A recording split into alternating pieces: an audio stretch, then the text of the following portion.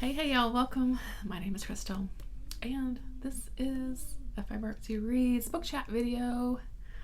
This is a weekly reading wrap-up.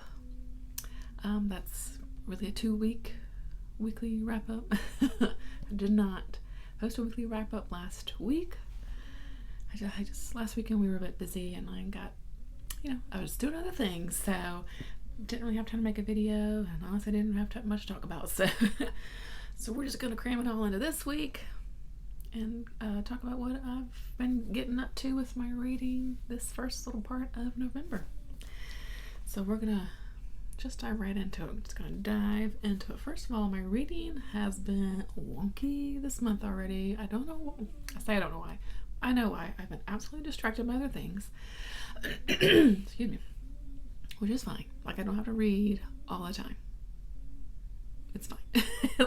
I read a lot of books this year so far. If I go through a month where I just don't read as much, it's fine. So I definitely been getting distracted with some other things and doing some, big house cleaning projects, just that kind of thing. And I actually have been really wanting to get caught up on my YouTube watching. My watch later list was out of control. I finally got to the point where I was like, I'm going to have to delete most of these videos and just try to catch up with some faves and then just kind of start over. So that's what I've done. My watch later list, I think, now has 5 videos on it, and so I've done it's the best I can do. So if I've missed something by you, I apologize. I've tried to watch what I can, but I had to let some things go. So we're starting fresh. But anyway, I spent a lot of time doing that. And so let's just get rolling into what I have finished reading so far. And the first up is Dead Woman Scorned by Michael Clark. This is book 2 of the Patience of a Dead Man series. So we are back into the story, and this one picks up learning the past of Mildred, the ghost from the first book. I won't say too much because this is the second book. We learn a lot about Mildred's past and kind of why she is the way she is. Why she's so mad, Well, and why you so mean, girl? All right. But yeah, it was good. I liked learning about Mildred. I think we were supposed to feel a little sorry for her because of some of the things she went through, but it was still you're still kind of evil, so yeah,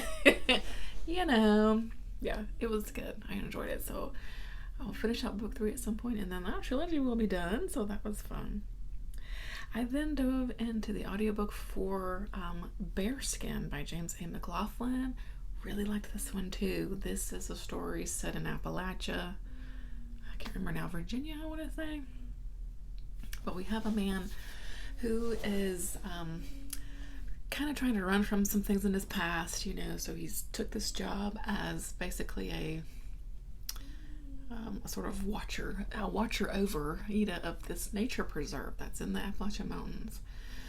And because this is a private nature reserve, these sort of locals are, they're not super friendly, and they're kind of have these hard feelings of this nature preserve being there, they're cutting off hunting grounds and just all that kind of stuff. So there's some animosity there, but he gets kind of unraveled into this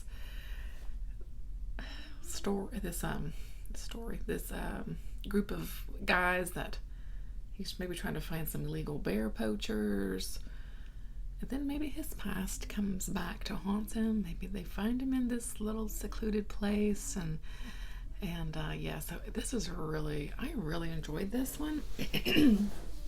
Perfect setting if you like an Appalachian story. It was beautifully written as far as the environment. The characters were really cool. Really capture that the sort of folks that live in the mountains. So yeah, I like this. I liked this story a lot, and the audiobook was fantastic. And I feel like I've listened to that guy narrate before, possibly that David Joy book I listened to. I'm not sure. I forgot to go look and see if it was the same guy or not, but he just nails like a southern accent, and I enjoyed it. So excuse me, I've got a little frog in my throat this morning. But yeah, that was really good. So if you're into Appalachian literature, add it to your list. I thought it was great. Next up, I listened to the audiobook for Dopesick by Beth Macy. This was a audiobook I had on hold at the library. It came in, which is perfect because it is Nonfiction November, right? I do like to try to read nonfiction. I need to probably do better with reading more, but I had been wanting to read this one for a little while, and it's pretty good. It's pretty good. It will make you a little angry, but this focuses on the opioid sort of epidemic here in the U.S., particularly here in southern areas, Appalachian areas, small town areas, but even suburb areas as well, and how, Lord have mercy, how this the Sackler family, really kind of played a big part into why we have such a crisis now. So they own Purdue Pharma, which created OxyContin, right? So when OxyContin first came out, the Purdue Pharma was like, no, this is the new, this is going to be an awesome drug for you guys for pain, for pain management. It's not addictive. It's not addictive. Okay. They just greased up these doctors, and doctors were prescribing it left and right, and people were becoming addicted, and they weren't bad people. They weren't drug addicts. They were just people like your neighbor or your mom or yourself who maybe had a surgery or something, and they got prescribed OxyContin, and then they found themselves addicted. And then, of course, how these pills get to that sort of black market area, and then are bought and sold around these small towns because it was easy to get, right? And then once the OxyContin changed, they were told to change the way it was made and stuff. It was it was too late, because OxyContin turned into another thing and to another thing, and all of a sudden now you have people shooting heroin in the suburbs, right? Because they are just absolutely addicted. And it was very informative. I could tell that she definitely researched this topic, but then there was also some personal stories of families that were touched by this type of addiction, parents that lost their teenage sons, or things like that, how she related it to her sort of hometown. She focused a lot on the Roanoke, Virginia area. It was just super interesting about just how really this kind of started, really, and how bad it actually really is and still is right now. I think sometimes you don't really hear too much about it, but it's still a big problem, and it's sad, and it, like I said, it'll kind of make you a little bit angry. So if you're at all interested in that topic, I would definitely recommend this book, and to get you started in sort of learning about this.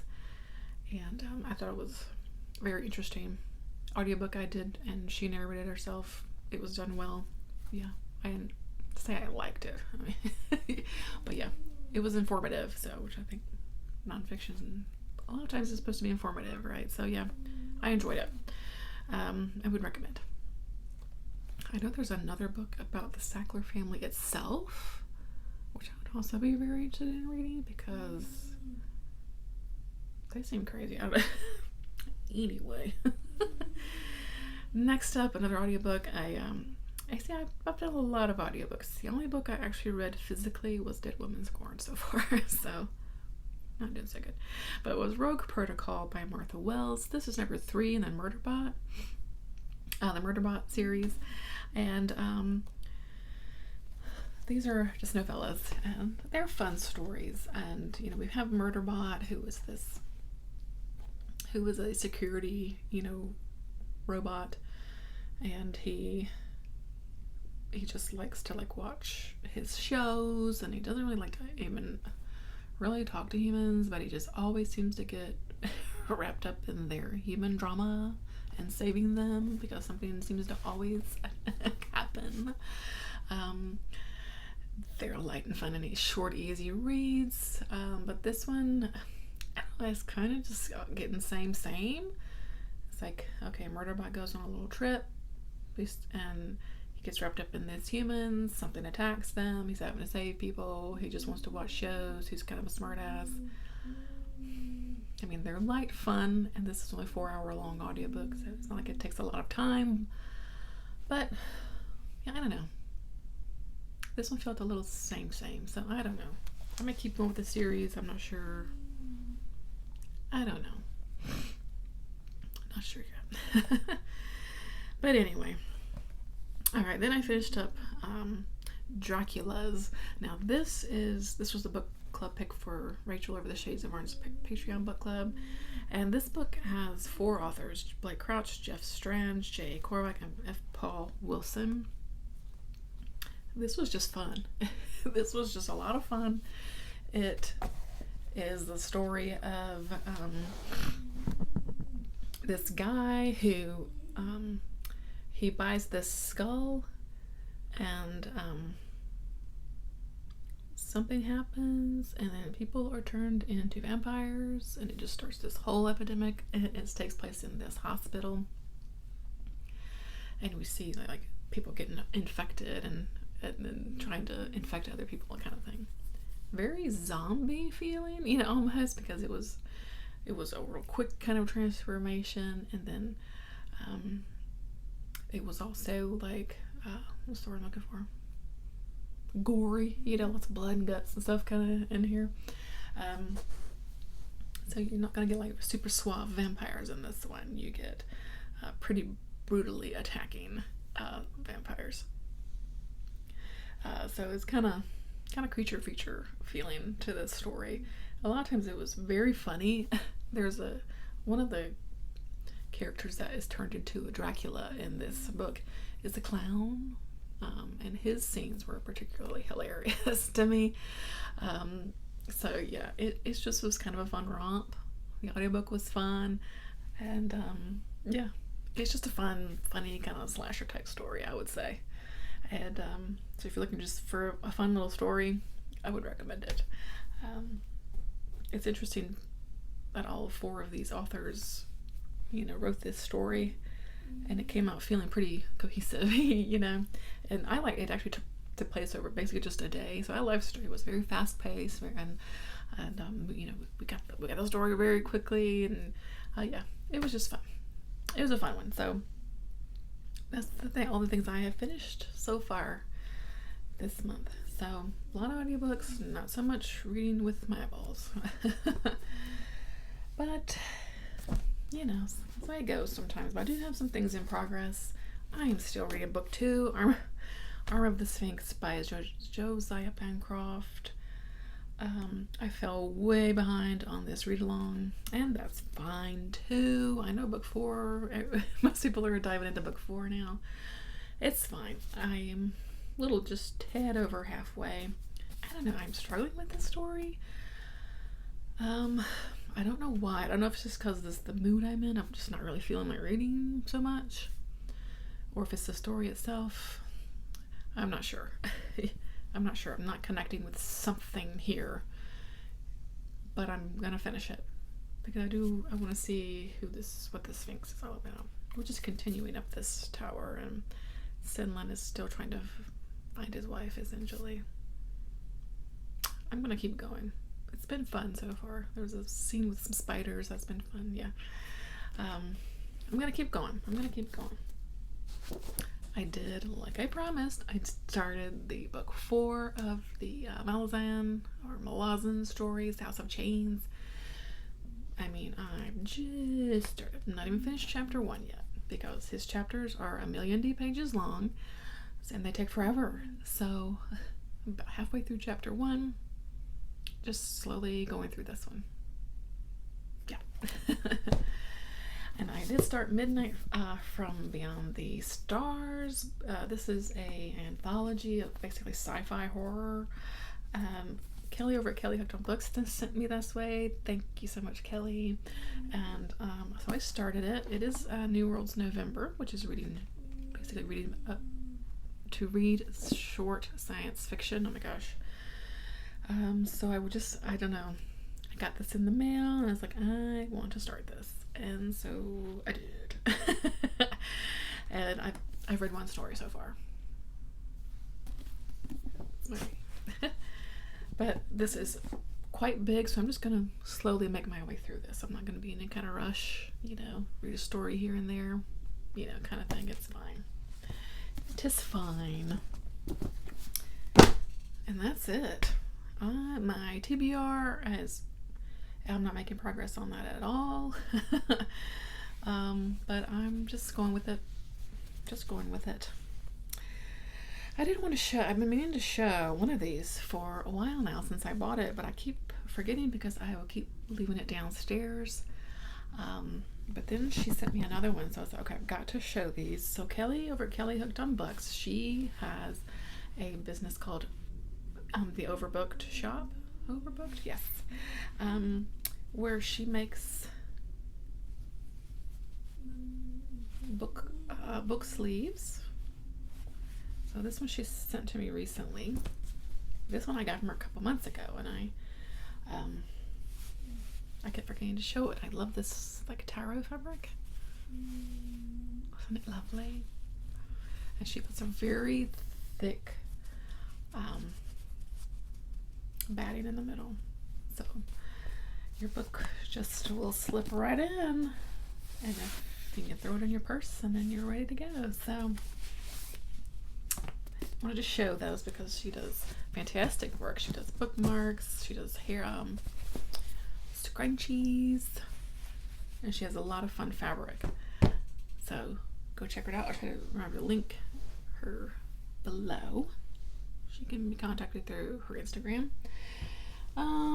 Let's see if I have time for a little book haul here. I've gone to the thrift store a little bit.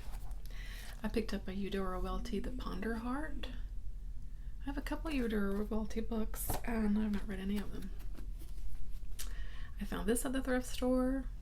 Excited. I found this one too.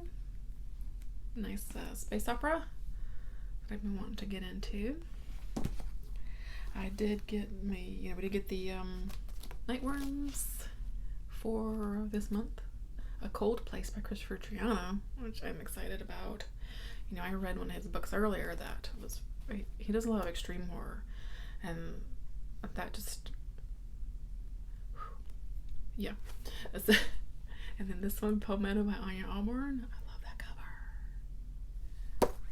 So I'm excited about those. I won this in a Paper Cuts giveaway. They had an October fun show, and Nick over at Spooky Noodles, he created a publishing company, Splatter Inc., and this is his first book to come out from that publishing, and it's a collection of extreme horror tales, so he sent that my way. I'm excited. Like I said, I don't hate extreme horror, but I don't read a whole lot of it, so but I'm willing to give anything a go. We'll see how that one is, but I'm excited. Thank you, Nick, for sending that to me. I got my book of the month, The Collective, No Killer Goes Unpunished by Allison Galen. Sounds like a thriller. And I had a Barnes & Noble gift card burning a hole in my pocket, so I picked up The Vor by B. Catling. I've been wanting to read this forever, and I saw it sitting on the shelf, and I was like, that's what I'm gonna get. That's what I'm gonna get with this gift card. And I'm excited. And I think that's it. So how has your reading been going here in November? Are you struggling? Are you doing okay? I'm already thinking about, like, it's almost the end of the year and like thinking about 2022 reading plans because it's gonna be here before we know it. But that's gonna do it, friends. Thanks so much as always for checking it out, and we'll catch you in the next one. Thanks again.